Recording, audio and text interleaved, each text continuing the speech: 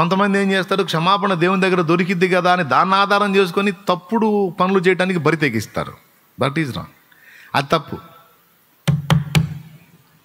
క్షమాపణ ఎందుకు దొరుకుతుంది అంటే నీవు భయభక్తులు నిలుపునట్లు. భయభక్తులు నిలిపావు, ఎక్కడో అడుగు జారింది, తేడా పడ్డావు, దేవుని దగ్గరికి వెళ్ళావు, ప్రభువా నన్ను క్షమించు, ఈ విషయంలో బ్యాలెన్స్ తప్పాను. ఓకే, క్షమిస్తున్నాను, ఈసారి జాగ్రత్తగా ట్రై చేయి, తప్పకుండా తండ్రి అని. ఏదైనా సరే ఆనందంగా ఆయన దగ్గరికి వెళ్తావు, ఒప్పుకుంటావు, ఆయనతో సమాధాన పడతావు, తిరిగి భయభక్తులు నిలిపి దేవుని సంతోషపెట్టడానికి నీ వంతు కృషి నువ్వు చేస్తావు, నా వంతు కృషి నేను చేస్తాను.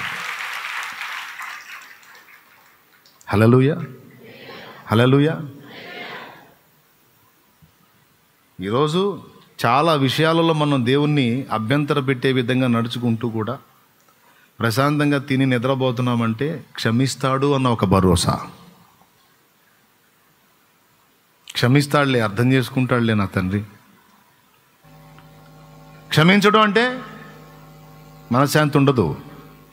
క్షమిస్తాడు, నన్ను క్షమిస్తాడులే చెప్తున్నా. క్షమిస్తాడు అనే ఆ క్షమాపణను ఆధారం చేసుకుని చెడిపోయిన క్రియలు చేయటం కాదు. దేవుడు క్షమించే మనసు గలవాడు అని ఎరిగి తప్పు చేసినా క్షమిస్తాడని నేను తప్పు చేసేదా?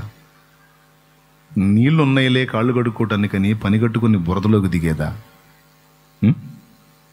అంతకన్నా మెంటల్ వ్యవహారం ఏదన్నా ఉందా?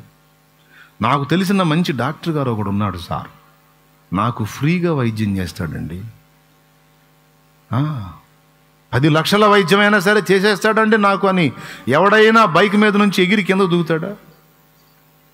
బస్సు మీద నుంచి, లారీ మీద నుంచి, పోయే కారులోంచి ఎగిరి దూకి నాకు ఎన్ని పగిలినా సరే సార్ నాకు ఫ్రీ వైద్యం ఉందని ఎవడన్నా పని చేస్తాడా? వాడిని మెంటలోడు అందామా, మంచోడు అందామా? కృప ఉంది కదా, కనికరం ఉంది కదా, క్షమిస్తాడు కదా అన్నదాన్ని ఆధారం చేసుకొని బరి తెగించి అడుగులు వేస్తే సరే, వైద్యం చేసే వైద్యుడు ఉంటే ఉండొచ్చు, కానీ అన్నీ ఇరిగిపోతాయిగా, ఇరిగిని అతుకులేగా. అంతకుముందు అన్నీ బాగున్నప్పుడు పరిగెత్తినట్టు ఇరిగిపోయిన తర్వాత పరిగెత్తుతావా? అంతటితో అయిద్దా? తీసుకెళ్ళి ఆపరేషన్లు ఉంటాయిగా, మళ్ళా గదిలో తీసుకెళ్ళి ఇక అన్నీ అవసాయపాలెమని ఉంది ఇక్కడ. కాళ్ళు ఇరిగిన వాళ్ళు, చేతులు ఇరిగిన వాళ్ళని తీసుకొస్తారు ఆడికి, వాళ్ళు వేస్తారు కేక. ఎందుకంటే కాలు ఇరిగి ఇట్లా ఎక్కిద్ది, ఒకదాని మీద ఒకటి ఇట్లా ఎక్కిద్ది. ఇప్పుడు ఏం చేయాలా? ఇప్పుడంటే ఆపరేషన్ సర్జరీ వచ్చింది, దాన్ని కరెక్ట్ చేసి దానికి రాడ్ వేసి ప్లేట్ ఒకటి బిగించి సెట్ చేస్తూ ఉన్నారు. అప్పుడు మరి వెనకటి వైద్యాలు కదా, ఇంత ఎక్కిన ఆ కాలుని లాగాలి, లాగి 2 జాయింట్ కావాలి. మాట్లాడతా ఏం పేరు నీ పేరు? అయ్యా అయ్యా అయ్యా అంటాడు. ఎందుకు వచ్చావు? ఎందుకంటే కాలు ఇరిగిందయ్యా. మరి వైద్యం చేయించుకోవడానికి వచ్చావు? వైద్యమే కానయ్యా, ఇందాకేందో జనాలు పెద్ద పెద్ద కేకలు వేశారయ్యా. అయ్యా అయ్యా నాకు అసలుకి మహాభయం, నువ్వు అయ్యా అయ్యా అంటారా? నేను వాళ్ళంటే కొంచెం వాళ్ళు భయస్తులు కాబట్టి అట్లా నువ్వు ధైర్యంగా ఉన్నావు. అసలు నీకు నేను అసలు నొప్పి తెలియకుండా చేస్తాను. ఎందుకు? ఏ ఊరు? మాదండి, మాది పలానా, మాది గణపవరం అండి. గణపవరమా? ఏం పేరు నీ పేరు? నూనె రాసినట్టు, వేళ్ళు లాగినట్టు. పిల్లలు ఎంతమంది? దృష్టిని మళ్ళిస్తాడనమాట. పిల్లలు ముగ్గురయ్యా? ముగ్గురు. ఆడపిల్ల ఎంతమంది, మగపిల్లలు ఎంతమంది? అయ్యా ఆడపిల్ల 2, మగపిల్ల ఒకడయ్యా. ఏం చదువుతుందా ఏంది? ఈ మాటల్లో పెడతాడు కాసేపు. ఇక వాళ్ళ చదువులు ఏదో మంచి ఇంపార్టెంట్లో తీసుకెళ్ళిన తర్వాత దాన్ని వివరిస్తూ ఉన్నప్పుడు టపిమల్ అవుతాడు. కుయ్యో అని ఒక కేక. లేదు అయిపోయింది, ఇంక లేదు అయిపోయింది. కుయ్యో మొర్రో, వామ్మో అని హడావిడి చేస్తాడు. ఆగా ఏందయ్యా నరకం కనపడ్డది నాకు. ఆగు, అయిపోయిందా? ఇంకేం బద్దలేసి కట్టడమే. ఇంకా మళ్ళీ లాగుతావా? ఇంకెందుకు లాగేది? ఇంకా లాగేది ఊడిపోయిద్ది. ఇంక అవసరంలా, కరెక్ట్గా సెట్ చేసా, ఇంకా బద్దలేసి కట్టేయటమే. చక్కగా బద్దలేసి కట్టేసి ఆ కాలుని అలాగ పెట్టేసి ఇంకెత్తుతారు బండికి. ఇవన్నీ పడాలిగా. ఎంత మంచి ఫేమస్ వైద్యుడు ఉన్నాడు, నాకు ఎన్ని ఎముకలు ఇరిగినా మళ్ళీ కట్లు కడతాడంటే వాటిని మళ్ళీ సెట్ చేసేటప్పుడు ప్రతిసారి అయ్యో అమ్మో అరవాలిగా. పాపం చేస్తే దాని ఎఫెక్ట్ అలా ఉంటుంది. అందుకు చెబుతున్నాడు అనమాట. నేను క్షమిస్తానని నువ్వు బుద్ధిహీనంగా అడుగులేస్తే దాని తాలూకు ఫలితాలు అనుభవించేటప్పుడు ఇబ్బందిగా ఉంటుంది నాన్న. అందుకే వద్దురా. పాపం వల్ల వచ్చే జీతము మేలు అని ఎక్కడన్నా ఉందంటరా? ఏ పాపమైనా దానివల్ల వచ్చేది నష్టమే కానీ లాభం ఉండదురా. అర్థం చేసుకో, అర్థం చేసుకో బేటా. వద్దురా. ఎందుకురా? అంత అవసరం ఏముందిరా? వద్దు నాయన. ఎట్లా ఉంది బ్రదరు? ఎట్లా ఉంది? అర్థమవుతుందా? ప్రేమగా చూస్తున్నాడు. ఎందుకు? నీ క్షేమం కోరి. సో క్షమాపణ ఉంది కదా అని బరి తెగించి అడుగులు వేయకూడదు. భయభక్తులు నిలపాలి. ప్రేమ గలవాడు ఒకవేళ అడుగులు జారితే ఆయన పాదాల దగ్గరికి వెళ్ళి ఆయన పాదాలు పట్టుకుంటే కనికరించి ఆయన రక్తంతో కడిగి శుద్ధి చేసి వెళ్ళు. యుద్ధంలో గాయమైందిలే, మళ్ళీ వెళ్ళి పోరాడు. ఈసారి నువ్వే శత్రువుని జయించాలి. శరీరంతో నీకు పోరాటం పెట్టా, ఈ దశలో శరీరం గెలిచింది. మరి ఏం చేయాలి ప్రభా? ఎంత పోరాడినా గెలవలేకపోతున్నా ప్రభా. ఉపవాసం ఉండు. ఉపవాసం ఉంటే నీరసం అవుతుంది ప్రభా. నీరసమే రావాలి. మరి అనేకులకు ప్రకటించిన మీదట నేనే భ్రష్టుడు నగుదునేమో అని నా శరీరమును నలగగొట్టుకొనుచు దాన్ని నేను లోపరుచుకొనుచున్నాను అన్నాడు. కొరింథీయులకు రాసిన మొదటి పత్రిక 9వ అధ్యాయము 27-28 వచనాలు. అనేకులకు ప్రకటించిన మీదట నేనే భ్రష్టుడు నగుదునేమో అని. గాలిని కొట్టినట్టు నేను పోట్లాడుటలేదు గాని ఒకవేళ ఇతరులకు ప్రకటించిన తరువాత నేనే భ్రష్టుడనైపోదునేమో అని నా శరీరమును నలగగొట్టి దాన్ని లోపరుచుకొనుచున్నాను అన్నాడు. అంటే బ్రదరు, శరీరం లోబడాలంటే నలగేయటం తప్పనిసరి అన్నమాట, తప్పదన్నమాట. లేకపోతే ఇది మాటిందన్నమాట. దీన్ని కట్టడి చేయాలంటే నలుగుడు అవసరమే. నలుగుడిలో భాగమే జాగారములు, ఉపవాసములు. చూడండి, సంవత్సరాల నుంచి నిద్రపోతానే ఉన్నామా? ఆన్లైన్ ప్రార్థనలు గమనించండి. ఒక్క పూట నిద్ర గాయాలంటే ముందుకుగి వెనక్కుగి వాళ్ళ మీద పడి వీళ్ళ మీద గందరగోళం అవుతారు.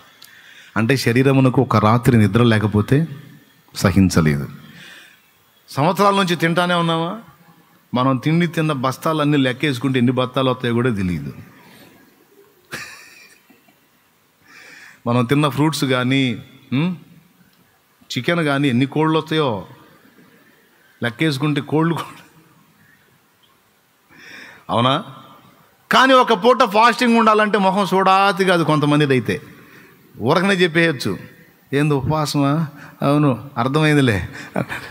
నీ అవతారం చూస్తేనే అర్థమైంది.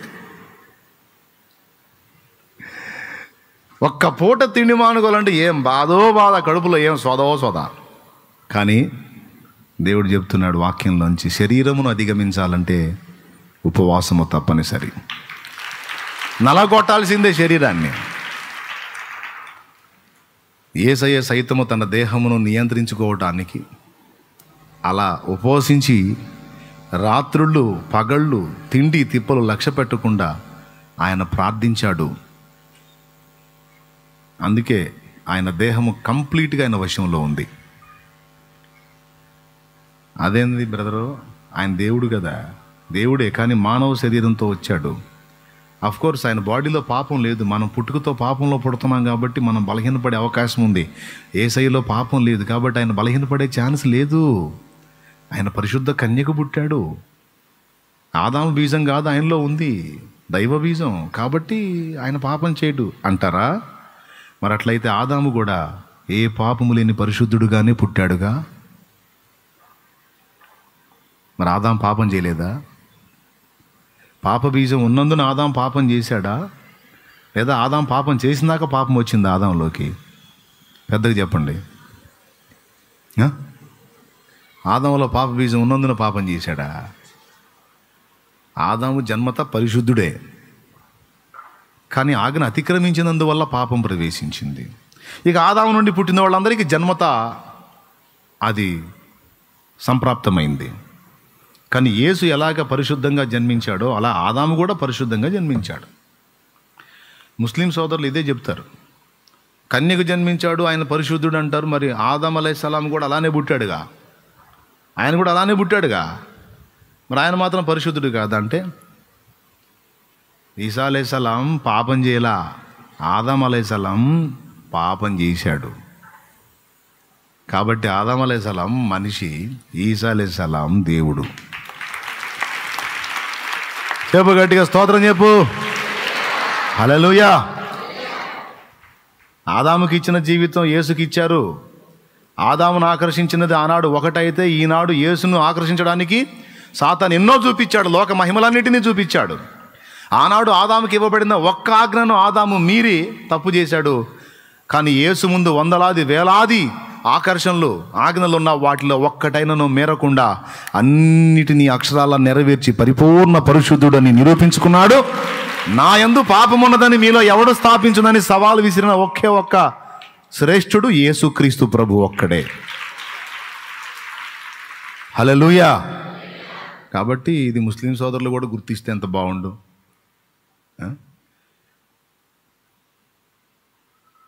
యేసు సైతం తన దేహమును నియంత్రించడానికి దాన్ని శ్రమ పెట్టాడు.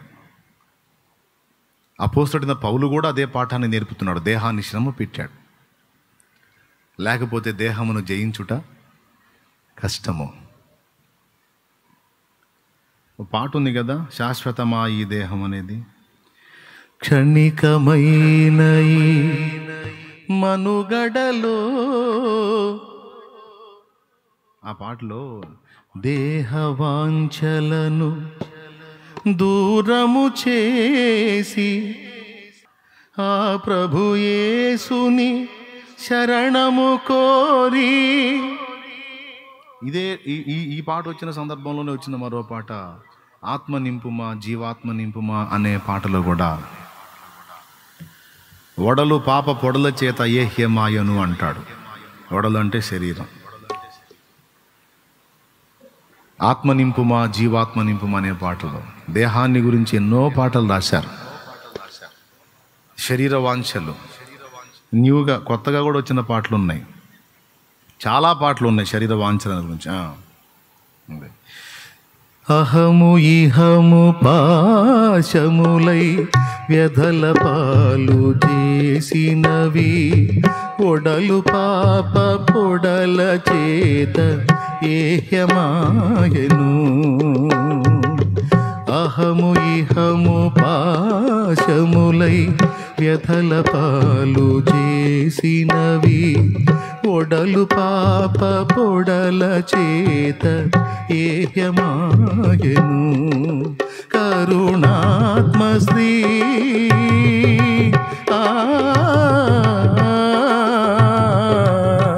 కరుణాత్మ శ్రీ ఈ తరుణమించి శరణమీయుమా, తృణమైన బ్రతుకు తూలిపోగ జాలి చూపుమా, ఆత్మ నింపుమా జీవాత్మ నింపుమా, పరమ పావనాత్మ నీదు వరమునీయుమా, ఆత్మ నింపుమా.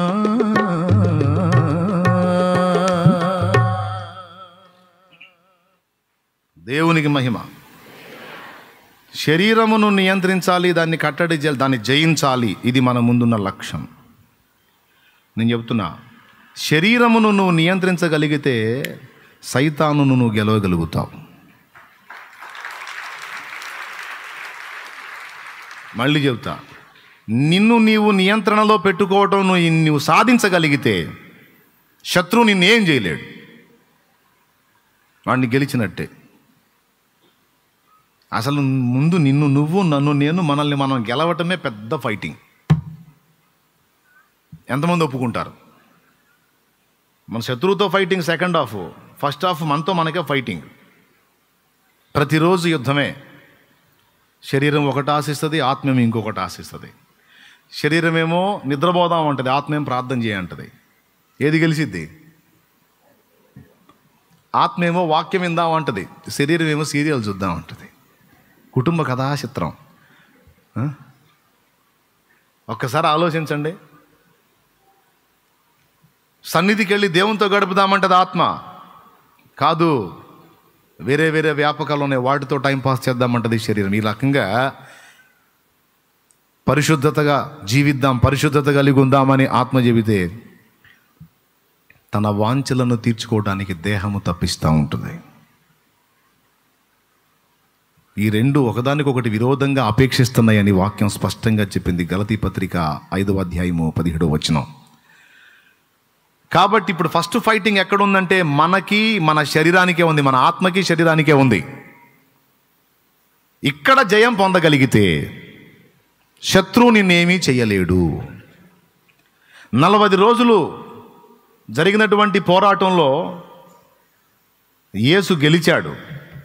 అయిపోయినాక డైరెక్ట్గా వాడు ఎదురుపడ్డాడు. ఈ 40 రోజులు రకరకాలుగా వాడు శోధించాడు. మనకు తెలిసి మనం ఆ ఫైనల్లో చేసిన 3 శోధనలే అనుకుంటాం మనం. అంటే ఏంటి? ఈ రాళ్ళు రొట్టెలుగా చేసుకొని తిను, ఆ కొండ మీద నుంచి దూకు, ఆ దేవాలయ శిఖరం మీద నుంచి దూకు, ఒక్కసారి నా కాలు మొక్కు, ఈ 3 అనుకుంటాం మనం. కాదు, ఆ 40 దినములో రకరకాల సంగతుల విషయమై యేసు శోధించబడ్డాడు. అసలు డైరెక్ట్గా వాక్యం చెప్పింది ఏమనంటే, ఆత్మచేత ఆయన అరణ్యమునకు కొనిపోబడ్డాడు. ఎందుకు అంటే ఒక్కటే ఒక మాట చెప్పాడు, ఉపవాసం చేయటానికి, ప్రార్థన చేయటానికి అని చెప్పలా. ఏం చెప్పాడు? అపవాది చేత శోధింపబడుటకు. ఆయన 40 దినములు ఏమీయో తినలేదన్నాడు. శరీరమును ప్రేరేపించటంలో సాతాను దిట్ట. వాడి దెయ్యాలు మనందరికీ కనీసం ఒక 1/2 డజన్ దెయ్యాలైనా మనల్ని ఫాలోఅప్ చేస్తూ ఉంటాయి. కనీసం ఒక్కొక్క మనిషికి ఒక 1/2 డజన్ దెయ్యాలు. దేనికో తెలుసా? ఐహికేచ్ఛలను, శరీరేచ్ఛలను రెచ్చగొట్టడానికి గమనిస్తూ ఉంటాయి. యేసు ప్రభు దగ్గరికి అయితే డైరెక్ట్గా సాతానే వచ్చాడు. కొంతమంది అంటారు, సాతాన్ నన్ను తెగ శోధిస్తున్నాడు అన్నయ్య అని. నీకు అంత స్థాయి లేదంటాను నేను.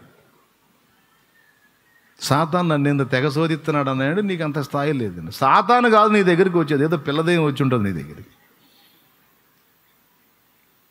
నీలాంటి వాళ్ళ దగ్గరికి రాడువాడు.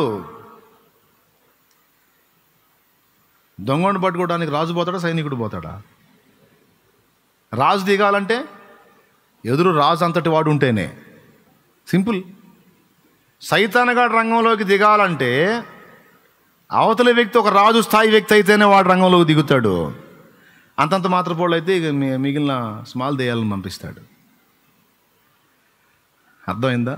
దూతల రకాలు ఉన్నారు కదా, అట్లాగే వాడి బ్యాచ్లో కూడా స్టేజీలు ఉన్నాయి. ఒక రకమైన దెయ్యాలు ఉన్నాయి, మరీ చెడిపోయిన దెయ్యాలు కూడా ఉన్నాయి. బైబిలే చెప్పింది, నేను చెప్పట్లా. ఒక రకమైన దెయ్యాలు ఉన్నాయి, మరీ చెడిపోయిన దెయ్యాలు ఉన్నాయి. సాక్షాత్ యేసయ్యే చెప్పాడు. అపవిత్రాత్మ ఒక మనిషిని వదిలిపోయిన తర్వాత అది నీరు లేని చోట్లల్లా వెదకుచు దానికి విశ్రాంతి దొరకనందున నేను విడిచి వచ్చిన ఇంటిని చూచేదని అనుకొని పోయి ఆ ఇల్లు ఊడ్చి అమర్చి ఉన్నట్టు చూచి దానికంటే చెడ్డవైన మరి 7 దయ్యములు దానికంటే అంటే ఇది కొంచెం బెటర్ అన్నమాట. అంటే అలాగని మంచిదేం కాదు, ఇది మంచిదేం కాదు, ఇది చెడిపోయింది. ఏ దయ్యం మంచిది కాదు, అన్నీ చెడిపోయినాయి. కానీ మరీ చీదర దయ్యాలు ఉన్నాయి అన్నమాట, డైరెక్ట్గా చెప్పుకోవాలంటే. నేను చెప్పానా? ఉందా? దానికంటే చెడ్డవైన మరి 7 దయ్యములను వెంట పెట్టుకొని వచ్చి ఆ ఇంట కాపురం ఉండును అన్నాడు. కాబట్టి మన యొక్క ఆత్మీయ అంతస్తును బట్టే డైరెక్ట్గా సాతాన్ రావటమా లేకపోతే దయ్యాలు రావటం అనేది జరుగుతుంది అనమాట. సైతాన్ నన్ను తెగ శోధిస్తున్నట్టు నేను నవ్వుకుంటాను. నీ రేంజ్కి మళ్ళీ సైతాన్ గడల్లా రావాలి, పెద్ద యువరాణివని, పెద్ద యువరాజు అని. సాతాను గదలాలంటే దానియేలు కావాలి, సాతాను గదలాలంటే ఏబు కావాలి, సాతాను గదలాలంటే యేసు కావాలి. అది రేంజ్. ఆ రేంజ్కి నువ్వు ఎక్కినప్పుడు అప్పుడు దిగుతాడు వాడు రంగంలోకి. అప్పటిదాకా నన్ను పిల్లదేయాలే. ఈ పిల్లదేయాల దెబ్బకే గందరగోళం అయిపోయి పడతాలు లెగుస్తా. డైరెక్ట్గా వాడే దిగాలంటే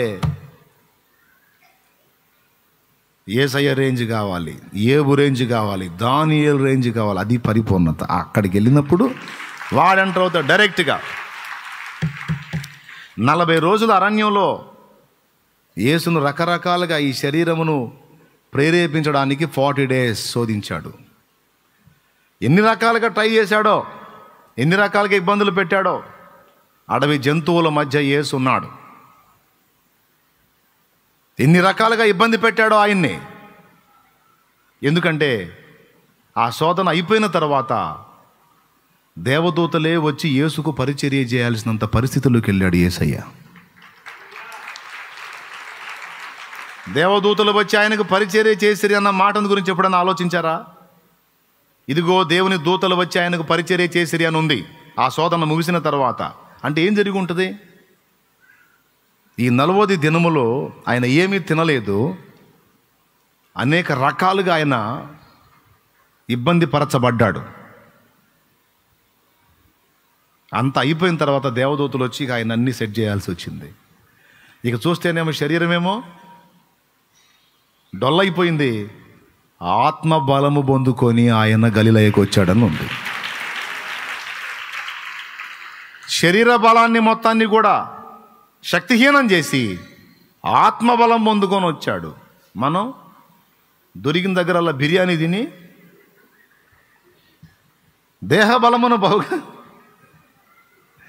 దేవునికి స్తోత్రం, అడ్డమైన చెత్త తిని 90 కిలోలు, 100 కిలోలు, 110 పోటీపడి పెంచి పడేస్తాం. మనకు కావాల్సింది దేహబలం కొంతే కానీ ఆత్మబలం మిక్కుటంగా కావాలి. ఏది బలంగా ఉంటుందో అదే గెలిచిద్ది. ఇది లెక్క. ఆత్మని బలహీనపరిచి శరీరాన్ని బాగా పొద్దులా మేపామనుకో అప్పణంగా, ఇంకేముంది? ఇది చెప్పినట్టు ఆత్మను అడటమే. ఒక ఎద్దునను ఒక గొర్రె పొట్టేల్ని కట్టామనుకో కాడి, ఏది దేన్ని తీసుకొని పోయిద్ది? గొర్రె పొట్టేలు లాక్కొని పోయిద్దా ఎద్దుని, లేకపోతే ఎద్దు లాక్కొని పోయిద్దా? ఈ శరీరం ఏమో ఎద్దులా తయారైంది, లోపల ఆత్మ గొర్రె పొట్టేలు కాదు, మరి పిల్ల మేకలాగా తయారైంది. ఇంకేం చేసింది? అది శరీరం ఎటుపోతే అటే పోతుంది. ఈ రహస్యం ఇది. ఇప్పుడు ఏం చేయాలి మరి? శరీరమును కట్టడి చేయాలి. నువ్వు 130 కీర్తన తీసుకుని యోనా అన్నావు, దావీద్ అన్నావు, కృప దొరికిద్దన్నావు, క్షమాపణ అన్నావు, ఇన్ని చెబుతా మళ్ళీ శరీరం దగ్గరికి వచ్చావేంట్రా అనుకుంటున్నారా? లైన్లోనే ఉన్నారా? ఎంతమంది ఉన్నారు?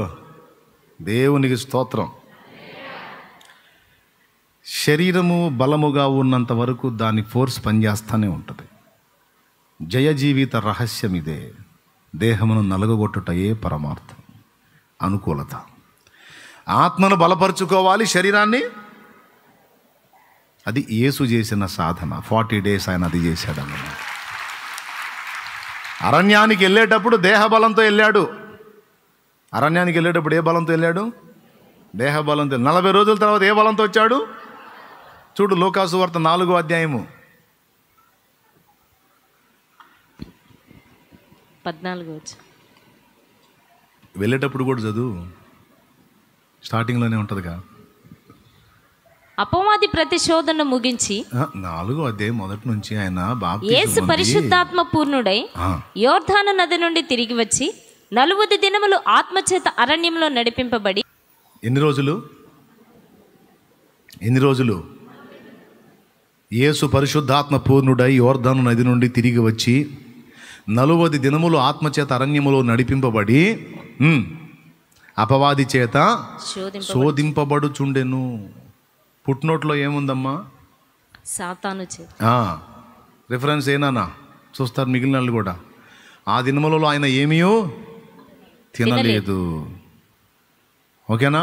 40 రోజులు రకరకాలుగా శోధిస్తున్నాడు. 40 రోజుల తర్వాత శరీరం బాగా బలహీనమైపోయింది. అప్పుడు ఎప్పుడైతే బాగా బలహీనత అయిందో అప్పుడు ఎంటర్ అయ్యాడు. అంటే మన ఆకలి కొనిన వేళే అపవాది మనల్ని శోధించే వేళ. మనం అక్కర కొన్న వేళే వాడు మనల్ని శోధించే వేళ. మనం కడుపు నిండున్నప్పుడు శోధించడు, మనకు ఆకలి అయినప్పుడే. ఈ ఆకలి అన్నిటికీ అన్వయింపు చేసుకోండి, పర్సనల్ లైఫ్కి కూడా అన్వయింపు చేసుకోండి. ఆకలి కొన్న వేళే నీకు శోధన ఎదురైద్ది. ఎంతమందికి అర్థమైంది నేను చెప్పింది? తెలివైన వాళ్ళకి అందరికీ అర్థమైద్ది. నీ ఆకలి వేళే వాడు నిన్ను శోధించే వేళ. కాబట్టి ఆయన ఆకలి కొనగా ఏం చేశాడు? వచ్చి శోధించాడు. సో టోటల్గా అంత అయిపోయిన తర్వాత అపవాది ప్రతిశోధనను ముగించి కొంతకాలం ఆయనను విడిచి పోయెను. అప్పుడు యేసు, వచనం 14వ వచనం, అప్పుడు యేసు ఆత్మ బలముతో గలిలయకు తిరిగి వెళ్ళెను. అద్దుగో, దేహ బలంతో కాదా, ఆత్మ బలంతో. ఎప్పుడైతే నీ ఆత్మ బలం పొందుతుందో, నీ దేహం నియంత్రణలోకి వస్తుందో, అపవాది నీ ముందు ఓడిపోతాడు. డైరెక్ట్గా సైతానే వచ్చినా సరే ఓటమి పాలు కాక తప్పదు, వాడిని నేనేం చేయలేడు. అంతే. అంటే ఫస్ట్ గ్రహించాల్సింది ఏంటంటే, నిన్ను నువ్వు నన్ను నేను గెలవటానికి మన వంతు పోరాటం మనం చేయాలి, జయం పొందాలి. ఇప్పటివరకు తరచుగా ఓడిపోతూ ఉన్నారు, ఇంక ఓడిపోకూడదు. దేహం మీద యుద్ధం ప్రకటించాలి. జయించువానికి నా దేవుని పరదైసులో ఉన్న జీవవృక్ష ఫలములు భుజింపనిత్తును, జయించువానికి తెల్లని రాతినిత్తును, జయించువానికి మరుగై ఉన్న మన్నాను భుజింపనిత్తును, జయించువానికి క్రొత్త పేరు, జయించువానిని నా సింహాసనమందు కూర్చుండనిత్తును, జయించువాన్ని నా దేవుని మందిరంలో ఒక స్తంభముగా చేసేదను. ఓ ఎన్ని వాగ్దానాలో! జయించిన నీవు నా పక్షమై ఉండగా, జయమిచ్చు నీవు నన్ను నడుపుచుండగా, జయించిన నీవు నా పక్షమై ఉండగా, జయమిచ్చు నీవు నన్ను నడుపుచుండగా, జయమే నాశ అది ఏ నీ కాంక్ష, నీకే నా స్తోత్రార్పణలు. జయమే నాశ అది ఏ నీ కాంక్ష, నీకే నా స్తోత్రార్పణలు. నా యేసయ్యా నీ దివ్య ప్రేమలో నా జీవితం పరిమళించెనే, నా జీవితం పరిమళించెనే. దేవునికి మహిమ.